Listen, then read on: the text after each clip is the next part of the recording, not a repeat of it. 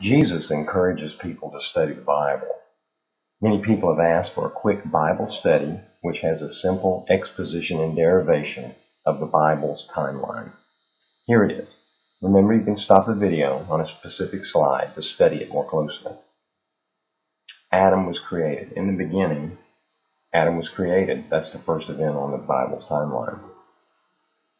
At 130 years, Adam had a son named Seth. At 105 years, Seth had a son named Enos. At 90 years, Enos had a son named Cainan.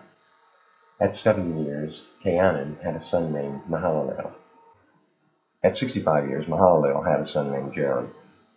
At 162 years, Jared had a son named Enoch. At 65 years, Enoch had a son named Methuselah. At 187 years, Methuselah had a son named Lamech. At 182 years, Lamech had a son named Noah. 600 years after Noah was born, Noah's flood happened. 2 years after the flood, Arphaxad was born. At 35 years, Arphaxad had a son named Salah. At 30 years, Salah had a son named Eber. At 34 years, Eber had a son named Peleg.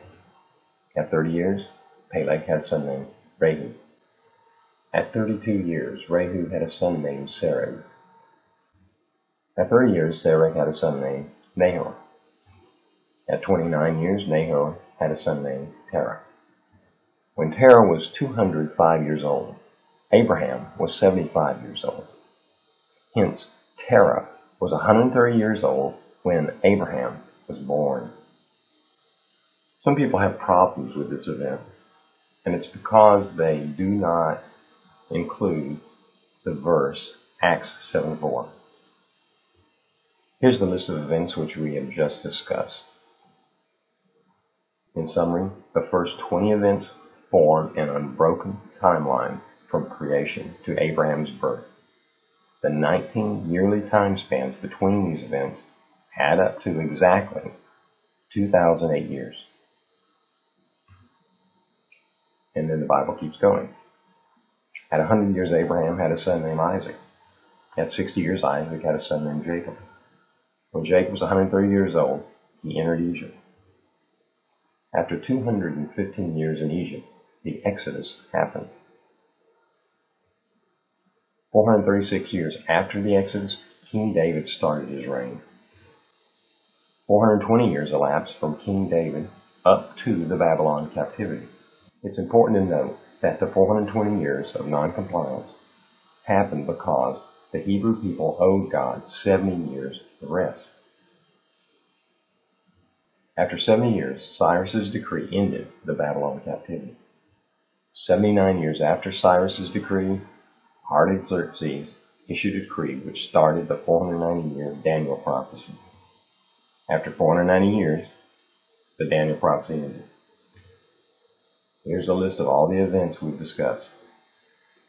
There's a 2008-year period from creation to Abraham, and there's a 2,000-year period from Abraham to the first century.